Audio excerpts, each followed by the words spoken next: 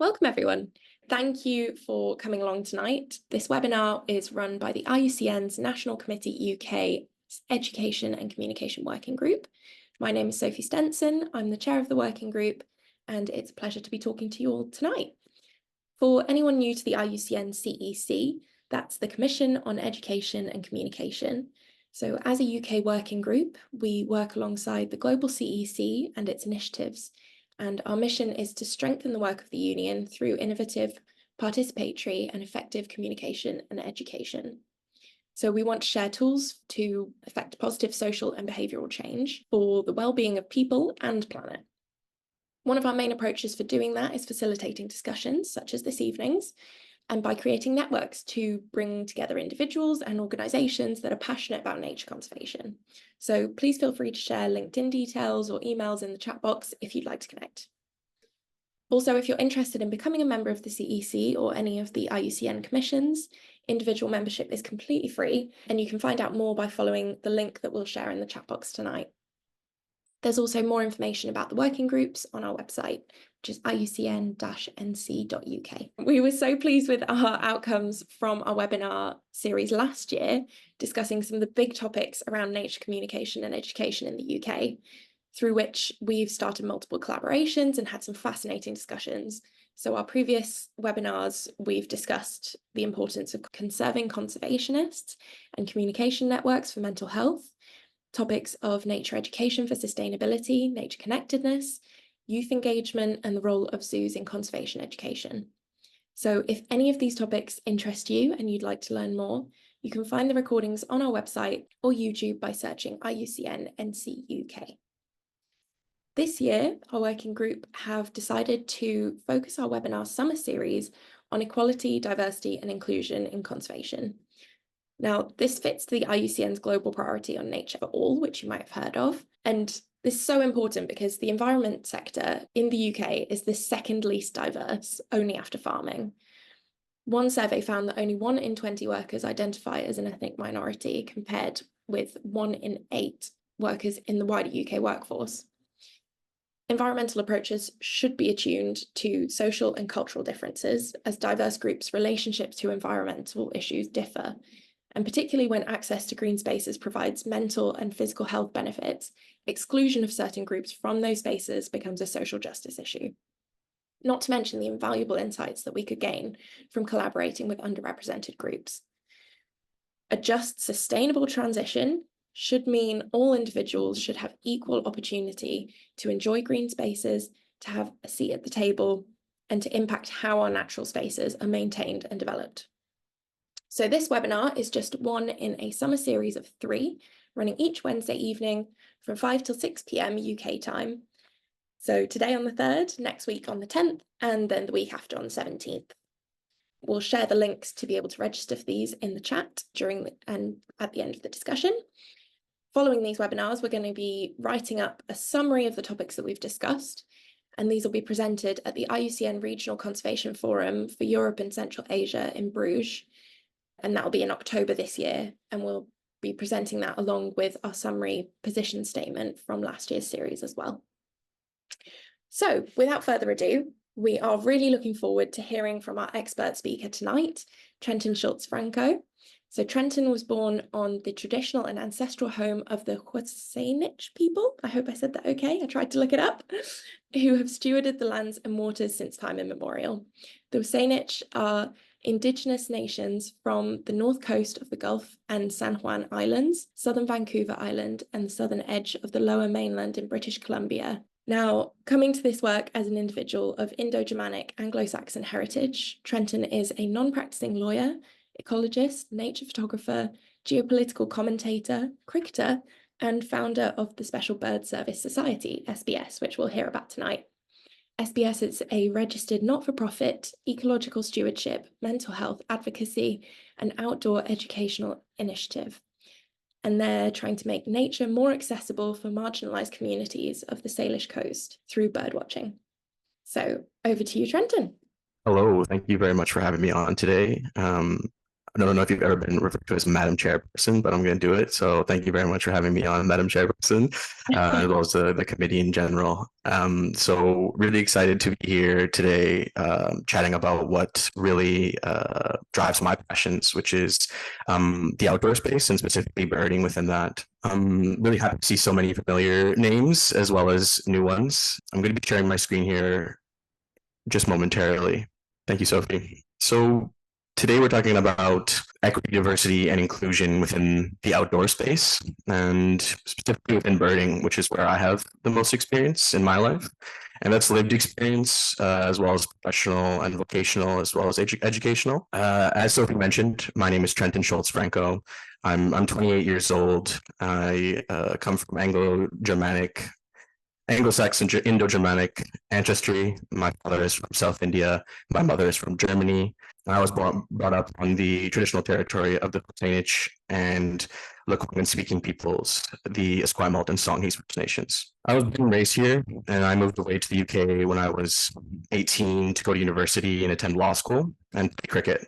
Cricket is a massive part of my life and has been a source of income for me in terms of professionally, as well as a huge part of my life, coaching, and another big passion part of my life. And so all of these aspects of myself inform where I am today and what I'm about to share with you today as well.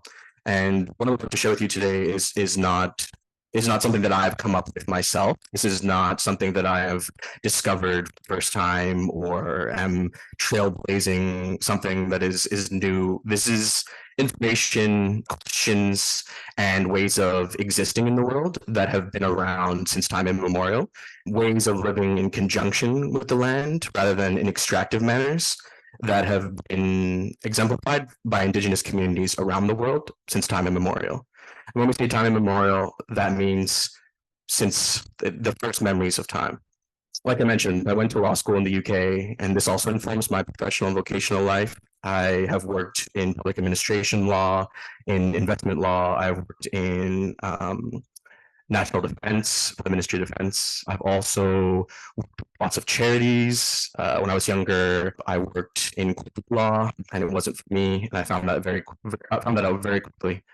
And so what I'm sharing with you today is a collection of these questions, answers, lessons that I've learned, experiences that I've had on my journey that I hope will broaden yours, and at the very least, get you to ask yourself some questions to expand your horizons. So the first question I'm asking at the beginning of this presentation here today is going to be, is access to the outdoors / nature a human right? And if so, where does the responsibility fall to make sure we have equitable access and protections for the outdoors and nature?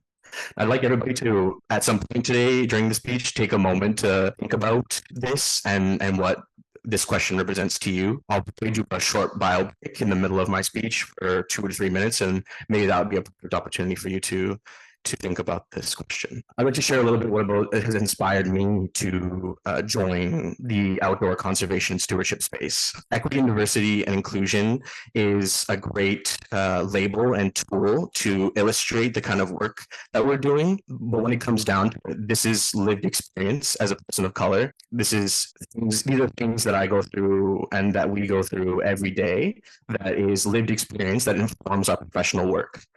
And so this space is intersectional because for me, because I started birding as a way to reduce my stress, as a way to get outside during the pandemic, and as a way to do something that wasn't just hiking. And so it started off very low barrier and just for enjoyment.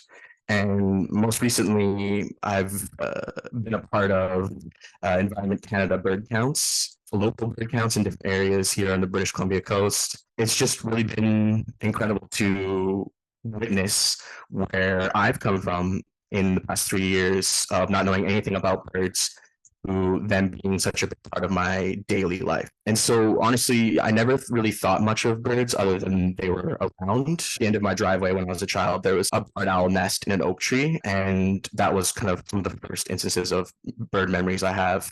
So they've always been around, but it's not something that I've engaged in until super recently, like 3 years now. And so this space is sacred to me. It is genuinely one of my most favorite things in life. And it just means so much to me, the community that's gone behind Special Bird Service. We started 4 years ago, and our first walk was 7 people. 5 of those were my family members.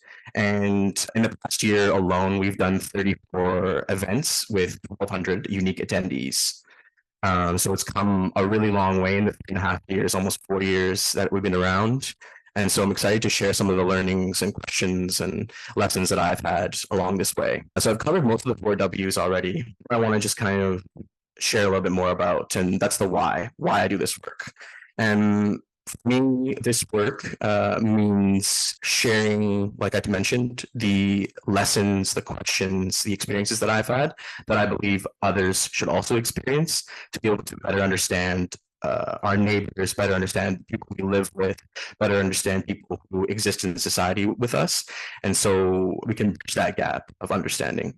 And the why is learning from those who came before us for the next generations to come. And like I mentioned, these experiences and lessons aren't things that I've discovered or that are new to the world. These lessons and the work and the research has been done by global communities, global majority communities and communities of color, as well as queer communities for hundreds of years, thousands of years. And so I have some presentation reading up from the slides for everybody that I'd love everybody to at least take a look at or write down 1 or 2 and just get a better understanding of some of the information that I've taken on in order to be able to understand better my place in the world and how I can affect the changes I'd like to see. So Undrowned by Alexis Gums is lessons from marine mammals based on the Black feminist perspective. And Saltwater Peoples is an incredible book by a good friend of mine, her father, Dave Elliott Sr., who created the Saanich dictionary. Saanich is the language spoken by the Saanich folks here on Vancouver Island. And the Saltwater People explains the oral history of the Saanich people. And it's imperative to understanding where I'm from. And Bluegrass and As We Have Always Done are both incredible reads. Will give you a better understanding of how to cross-pollinate and interweave many different intersecting viewpoints. So I really appreciate if you took some time during your next couple of days to at least have a look at one of these 4. They're imperative to understanding and exploring our worldviews. So why birding? Well, healthy birds equal healthy us.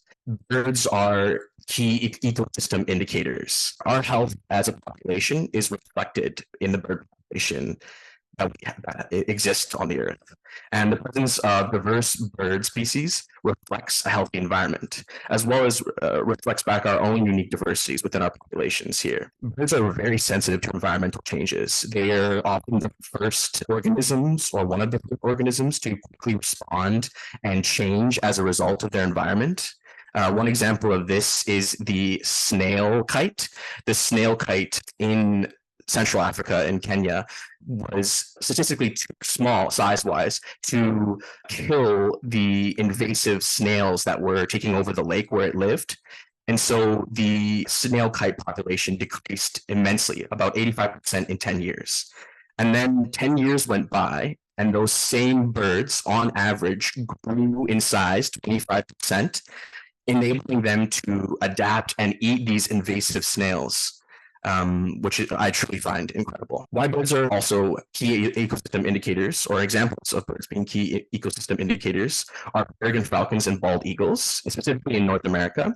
The declines in the population in the early 20th century really brought attention government and scientists of the dangers of the use of chemicals like DDT, because peregrine falcons and bald eagles are at the top of the food chain, and the chemical bioaccumulation of toxins is exactly that. It comes higher and more intense the farther up the pyramid you go because of the amount of toxins ingested at different lower stages in the pyramid. Also, song and seabirds, they're incredibly indicative of our ecosystem health, because seabird populations can indicate shifts in marine ecosystems that almost no other population can. Whether songbirds actively reflect our insect population and the health of our insect population, that's their main source. Songbirds are mostly aerial insectivores, which means they fly around with their mouth open and try to catch bugs. And so as a result, birds and bugs are inextricably linked. When we say inextricably linked, it means one is inherently reliant on the other, which means that if we don't have the native plants to be able to provide habitat for the bugs to have their young, to have their larvae, then the bird population will suffer because there are no food source for their young to fledge. A single chickadee to fledge takes almost 6,000 caterpillars to go from when it hatches from its egg to leaving the nest. When we talk about inextricable link, we're talking about the intersectional interconnectedness of all things on Earth. It's not something new to think of the Earth as completely interconnected. It's what indigenous populations all over the world have been doing since time immemorial. And today we view ourselves as separate. We exist within sterile boxes, which we don't want bugs within, we don't want spiders within, we don't want nature within, unless it's a beautiful plant that we cultivate. And so seeing ourselves as separate from nature has disconnected us from our food sources, from our feathered relatives, our bird friends, and has disconnected us from the land that we occupy. And so this has resulted in serious health implications, not only physical, but mental health implications. So there are, like I mentioned, physical and mental health benefits to bird watching, to existing outside, to deepening our connection with nature. This study that is listed here is one of the many examples of how exposure to urban nature, including bird watching, is linked to lower levels of cardiovascular disease, obesity, diabetes, and improved immune function. Also, regular engagement with nature, where you can encourage physical activity, is just beneficial for overall health in general. I find birding to be extremely meditative. I experience depression and anxiety personally myself. And so for me to be able to go outside, switch my working brain off, whether it be my legal brain, the numbers brain, whatever it is, switch that off and just be present, listening. One of the most impressive and one of the most imperative tools for birding is your ears. I actually, I'm quite colorblind, and so I utilize noise and flight pattern to identify birds more so than I do looking at their colors. And so it's imperative when you're watching to use all of your senses to see, hear, potentially smell where potential bird life could be, or to see where our plant and bird relatives are, to be able to exist, notice, be present.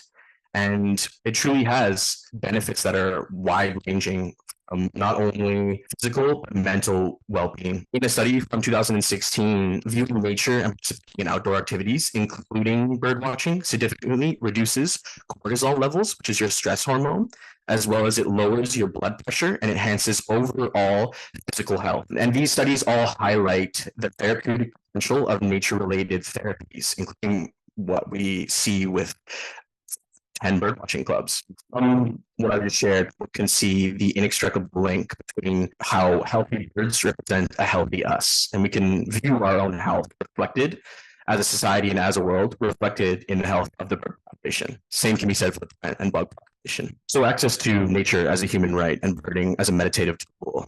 I personally believe that that nature is 100% a human right. And there are major discrepancies in equitable access to the outdoors that follow along racial and socioeconomic background lines. And COVID-19 only exacerbated these. And I'm sure we all felt this, where the cracks in society were laid bare during COVID-19. The inequities and the inequalities were brought to the forefront. And this is why we created Special Bird Service during the pandemic. We saw a direct need within our community to hold space for what we consider our commonly held principles, which are ecological stewardship, mental health, and educational advocacy, as well as providing a space where intergenerational knowledge transfers can take place, And that means where older and younger folks can come together, typically populations and folks who wouldn't spend a whole lot of time together, and can share lived experience, lessons, questions, things they've learned along the way, and pass those on so the next generation doesn't lose out on the information and the knowledge that our elders have for us and can share. The inequities that we like to highlight in access to the outdoors for people of color and other marginalized communities. In a 2018 study in disparities in parks availability in the US-Mexico border, a study examined the disparity there and found that communities of color have less well-maintained and safe access to green and blue spaces.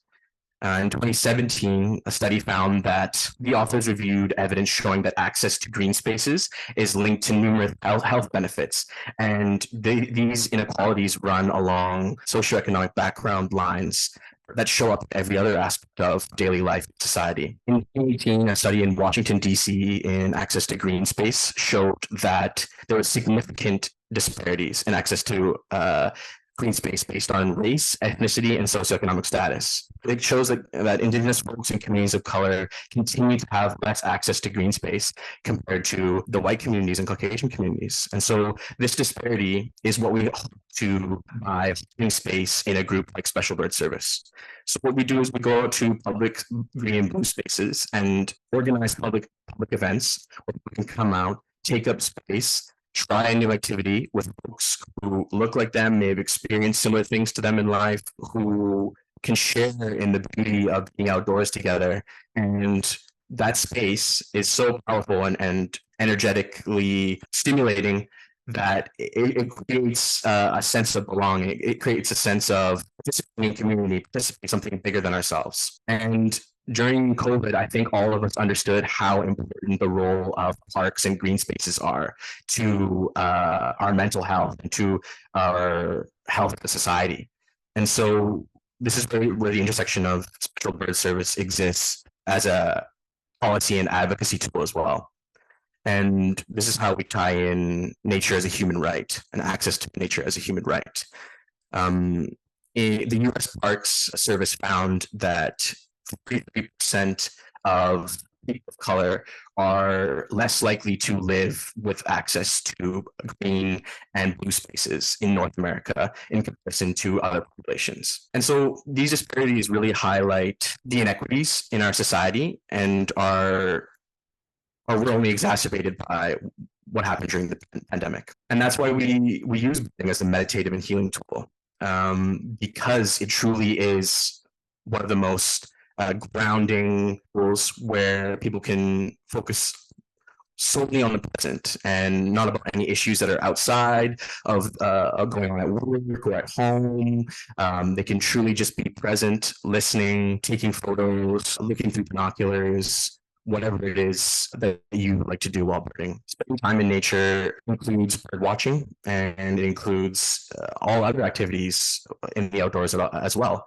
And these outdoor activities significantly reduce negative emotions and improve your overall mental health. A study in 2019 indicated that people experience improved cognition as a result of greater times outdoors, and also greater amount of time spent outdoors reduces symptoms of depression and anxiety, which I just spoke about experiencing personally and know firsthand about the mental health and physical health benefits of birding, of spending time outdoors. In 2010, a study found that nature has a massive role in coping with psychophysiological stress. Engaging with nature helps reduce that stress by promoting psychophysiological well-being. It's reported a sense of calm and restorative energy after spending time in nature.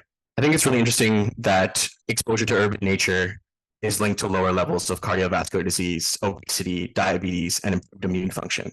And the first time I heard that, I asked myself, like, that can't be right. But it genuinely makes sense. When you're outdoors more, in cleaner air, getting your heart pumping, doing physical activity, moving around, the links are well known and well documented. And so it really is imperative that we use this tool that we have at our disposal and can be at any level, from doing it in your own backyard by just sitting there for 15 minutes in the morning with your coffee, listening to what birds are in your backyard, And if you don't have your backyard, maybe the nearest park or nearest green space. This is the beauty of birding, where you can do it at any level. You don't need a 25-foot lens and a safari gear and to drive 3 hours to go look at this incredibly rare willow sooty grouse. So there's different levels you can do it at, and we can do it in groups, and we can do it for fun, and we can maybe not know the bird's name, and maybe we can learn it together, or maybe we get the bird wrong and we learn about it and improve our ID skills for the next time that we go out. Like I mentioned, birding is truly a meditative and restorative tool that can be used to reduce your stress and improve your overall physical and mental well-being. And I hope that if there's anything you take away from today's talk, is that you go try some of this in your backyard, in your local park, maybe with some friends, maybe with your family, maybe by yourself, and you take something that I've said, a question that I've asked, maybe one of the questions asked in one of the reading materials, and you take that to heart and you ask yourself one of the 4 W's, or ask yourself, how can I live more in conjunction with the land in a less extractive manner? How can I be a better neighbor to my feathered friends and to my other human neighbors? How can I be a better steward of the land that I occupy? Fresh air and natural light are critical to physical health. We all know it. We see it in plants. We see it in our pets. So why would we deny ourselves those same tools, those same meditative and restorative tools? I ask you that. I appreciate you listening to what I have to say today, and I hope you take something away from it. Even if that thing isn't for you, maybe that's what you learned today. I think there's a whole other rack of things to learn from and to pick and choose from. The conservation space, the stewardship space, the outdoor space, they go by many different names. In my mind, they're all interconnected, and they're all intersectionally part of the greater globe that is society at large today. And so what's important about birding is if we can understand how birds exist in their ecosystems, and how birds reciprocate with Mother Nature. Mother Nature provides them food, their seed dispersers and pollinators, they reciprocate in their own way. We can understand how birds exist within their ecosystems. Maybe, just maybe, we can understand how we can exist as better neighbors, as better natural inhabitants and stewards of this land, where we exist in our ecosystems as part of the bigger ecosystem of the earth today. And so, as part of the work we do at the Cultural Bird Service Society, is getting marginalized communities who typically have been underrepresented in the outdoors and underserved outside together safely through birding. And you can find us at specialbirdservice.com, on Facebook or Instagram as Special Bird Service. And I have some videos for you to now go watch when you have some time. And these videos have impacted me in incredible ways. It's hard to even put to words what some of these folks how these folks can articulate their oral traditions, their ways of being, their cultures, and how they've lived in harmony with the earth since time immemorial, so much better than I can. And so I really appreciate you taking time out of your day to listen to me and to listen to what I have to say and some of the questions and experiences and lessons that I've learned and had along the way. I please ask you to listen to one of these 3 women, because they can articulate what I'm trying to say better than I could ever hope. And they also go beyond what I can in an hour. And why lakes and rivers should have rights is truly incredible, and shifted the way that I see the legal world in terms of how rights are given or taken away or excluded for corporations and not for lakes and rivers and natural beings. Lila June's TED Talk, I don't have any words. It's a 3,000-year-old solution to today's problems. Let's go watch it. Arts and Nature as a Human Right by Dr. Nushin Razani is an amazing speech live on YouTube that you can go watch, and you can hear the doctors' firsthand accounts of what working in the health industry is like and what access to green and blue spaces and nature does for our physical and mental health. So, Special Bird Service Society, we've, like I mentioned, 34 events in the last year with 1,200 attendees. We are continuously expanding and looking to provide new programs and initiatives here on the Salish Coast. And we've got a lot of really cool things coming up, like kayaking shorebird trip to Fino, a youth birding survey and pelagic birding tour on a boat in October. We have our annual birding and camping trip on Vancouver Island in September, October. Our hawk watch trip as well, going to see the turkey vultures migrate south in the winter as they kettle in the thousands along the Salish Coast. We're really excited to hold space, to go outside and share community and learn more about our feathered friends, learn more about each other's cultures and each other's ways of being, and hopefully expanding our horizons. I would like everyone here to take action by reading one of those resources that I listed earlier, watching one of the videos I've listed on this page here, or getting involved in stewardship directly where you live. I say stewardship because I don't particularly like the word conservation because of the implications of conserve, and I don't believe it's a zero-sum game. I don't believe that we are separate to nature. I believe that we are inextricably linked with nature. And so as such, we can't exclude ourselves as separate. There's ways you can get involved at every level. You can get involved in your own communities, in land restoration, in invasive species removal. You can do fun bird walks with your friends. You can enter your bird count information while you're going on your walk with your friends into eBird and contribute to citizen science. You can join Environment Canada bird surveys, or you can join, the RSPB and go on walks and different nature trusts and contribute that way. Every drop in the bucket is a contributing factor to the wave that is on its way. And I'm really excited to be riding that wave with Special Bird Service with you all. I'm excited for what's next in our collective efforts in creating a more inclusive and accessible natural space as well as society. Once again, thank you very much to the committee for having me. Now open to questions whenever folks are feeling up to it. That was great. Thank you so much, Trenton. And I'm sure there'll be some questions popping up now. As host, they might appear to you before they appear to me.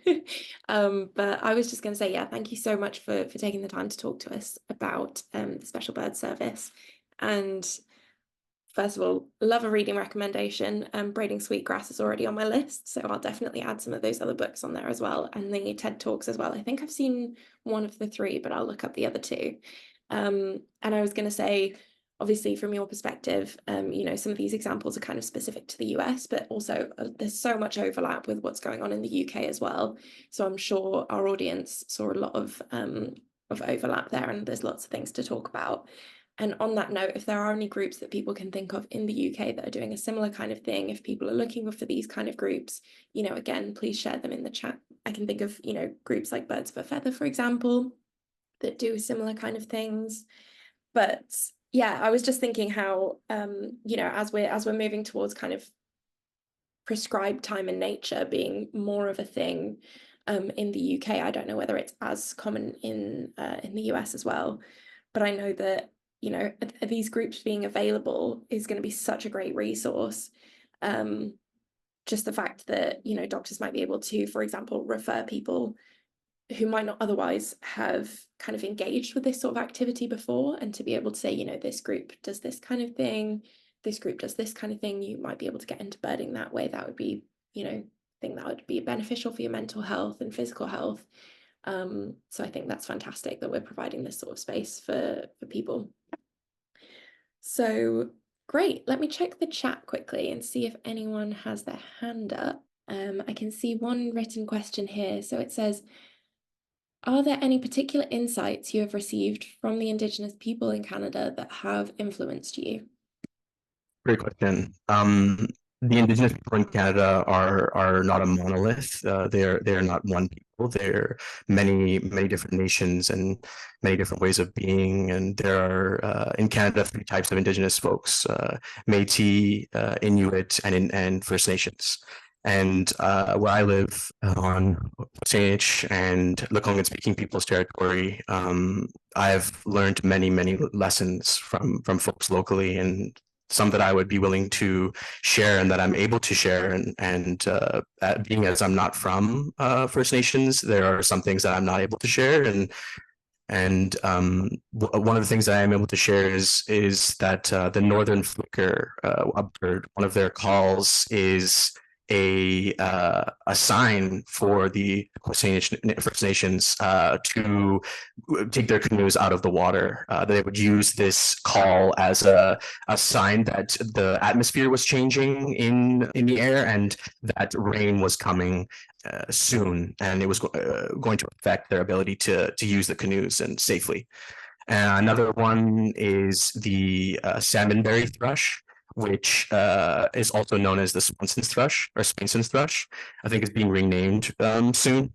And what these birds do is, with their bird songs, they sing when the salmon berries are ripe, and that is usually in June, and that's an indicator that the berries, when the Swanson's thrush or the salmonberry thrush starts to sing, that's an indicator that the berries are ripe.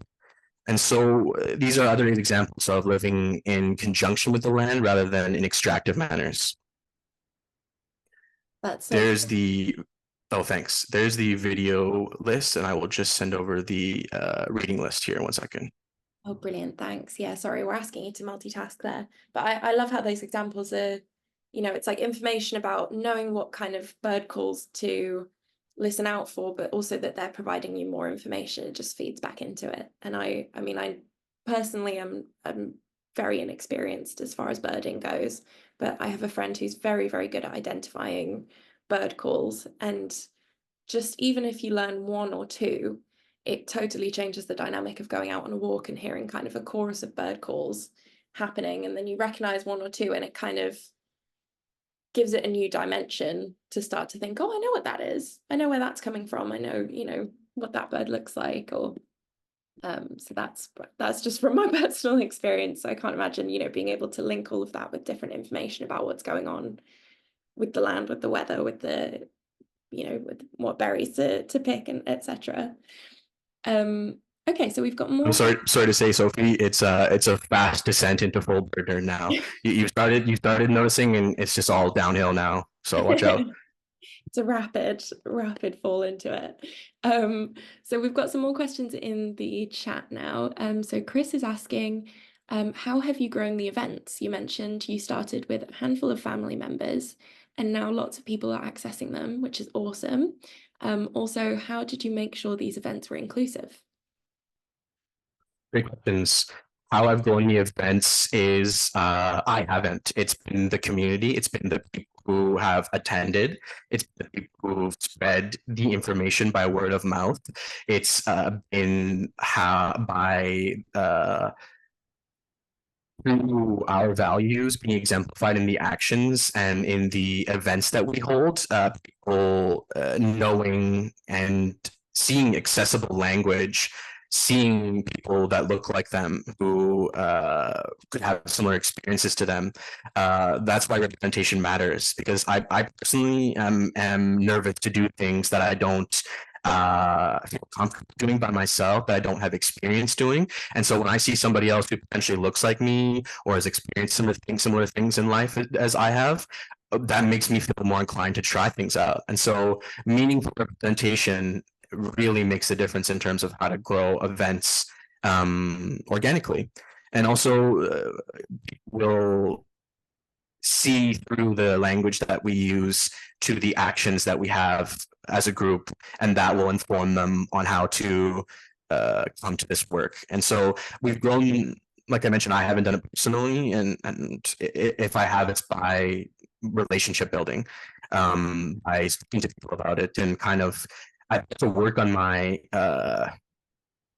like self-promotion or like special bird service promotion, because I don't really like talking about myself very much. And so I've had to really grow in terms of being able to be comfortable being like, this is what we're doing and we would really appreciate your support. And how did I make sure these events were inclusive? Was by asking the communities that we serve, asking the folks that attend our events, how can we make this more inclusive? By asking the folks that we want to attend the events, how can we make this more accessible for you? I also have lived experience with a head trauma from a car accident that I was in. And so I have learning disabilities. And so that also gives me a way of informing how I present the information to folks to be able to make it more inclusive and accessible. So I hope that answers your question, Chris, and I appreciate it. Yeah, absolutely. Thank you. And so there's another question here from Harriet. She's wondering, working with refugees and displaced persons in urban areas, how do you think birding can be used to build a sense of place and well-being? Awesome question, Harriet. And great for you for the great work that you're doing with refugees and displaced persons in urban areas. So thank you for making your contribution in that respect. How do I think it can be used to create a sense of place and well-being? I think it can be used as an activity, as a tool to be able to build a deeper connection to place, to space, to understanding where you are, to understanding the bird's role in the ecosystem, to understanding your own role in the ecosystem, through understanding and through learning and educating yourself and being okay with being wrong and learning from it. And so I think birding can be used as an activity for refugees and displaced persons, maybe potentially led by somebody from that community who's interested in birding or interested in another outdoor activity, to be able to take equity deserving folks like refugees and displaced persons on outdoor connection building events, to be able to build a different connection with the outdoors rather than the harsh reality of living and sleeping unhoused. Yeah, absolutely. I mean, I think it's interesting from your talk as well. You've pointed out all of those essential kind of that connection to nature side of it, the not only the informational value that you get from learning about birding, but that emotional kind of connection of the immersion of it. So yeah, incredible and great question again from the chat there. So I can see that we're getting close to the 6 p.m. mark, but I've got one more question here from Beatrice. She says, congratulations, Trenton. I am planning to start a social environmental project that includes birding in a coastal traditional community in Brazil. My main challenge currently is financial sponsorship. What would you recommend for someone starting up? Good question. I wish you all the success, Beatrice. This sounds like a great project and something that I think will be very useful in the community where you're from or where you live. The main challenge is currently financial sponsorship. Yes, welcome to the space. Unfortunately, as I'm sure Sophie can also attest to, like funding is probably the biggest barrier. How we view things in the world in 2024 is by putting an economic value on things, and restoration, nature therapy, equity, diversity and inclusion, intersectionality of outdoors industry. That's not something that is overly funded. It's often funded by NGOs, other NGOs. It's often funded by other charities. It's often funded by private foundations. Us personally, we at Special Bird Service leverage our brand collaborations and our brand partnerships in order to access year-over-year funding. It's something that we're currently facing as well. I'll be honest with you, our entire budget in an entire year is $15,000 Canadian. That's like £7,000. And so I haven't paid myself a salary for any of the work that I've done in the past 3 years. And the financial aspect of it is the main barrier to us continuing to do more and different and larger, more impactful things. And so I would love if you find out the answer to please share with me too. Someone starting, I would recommend looking for small government, municipality level, county level, provincial level, state level, whatever it is, what you have in Brazil. Look at those. What we have in Canada is some grants that are accessible that way to get us off the ground. And what we did is we didn't look just for outdoor grants. We also looked for artistic grants, and we did photography and sketching and painting recreation workshops. And so you we also have a partnership with 1% for the planet. So this is pledged 1% of their profits to environmental partners like us. And so that also helps us. And so how I would suggest starting off is by continuously requesting funding at every opportunity, at every collaboration, at every every opportunity you can, because that's the only way that you'll be able to get funding in my experience, unless you have access to incredible grants or fellowship, something like that. Funding is the biggest barrier to us continuing our work in this space. Absolutely, yeah. I mean, don't we know it? Anyone that's in conservation, nature restoration, anything near that sector, it's so difficult to get the funding, isn't it? So I mean, we're so lucky to be able to work with people who have the passion to drive this kind of work forwards, but we also shouldn't have to. We should be able to be paid for our work, and it's valuable work, and it does matter. So yeah, absolutely best of luck in setting that up, and I hope some of those suggestions do come through. They're great suggestions as well, if you look out for those kind of grants, and I really hope it works out for you, Beatrice. Fantastic. So we've reached 6 o'clock. We do like to keep it within the hour, but if there are any more questions that anyone in the audience would like to put forwards, we can always contact Trenton with any of those questions afterwards to be addressed. And again, I'd just like to thank everyone for taking the time to attend the talk today, especially Trenton for giving us the talk and telling us all about the Special Bird Service. I'm glad we were able to generate some really interesting discussion, and hopefully everyone was able to take away something inspiring from our speaker today. As I briefly mentioned before, we have 2 more webinars in this series. Next Wednesday is one, and the Wednesday after, same time, 5 till 6 p.m. UK. And we will be sharing those links on our social media, through LinkedIn, and we can also contact you directly through this through the mailing list for this event if you would like us to. We're also open to any suggestions for future topics. If you have a topic that you'd like us to present, or that you would like to present as a speaker, or that we should be discussing, then please contact us about any collaboration opportunities. Alternatively, if you're watching this as a recording, and please do get in contact or comment below any topics that you would like us to follow up on in future webinars. So thank you again to our fantastic speaker this evening, and thank you all for attending the webinar. We appreciate your time and input, and we hope you'll have a wonderful week.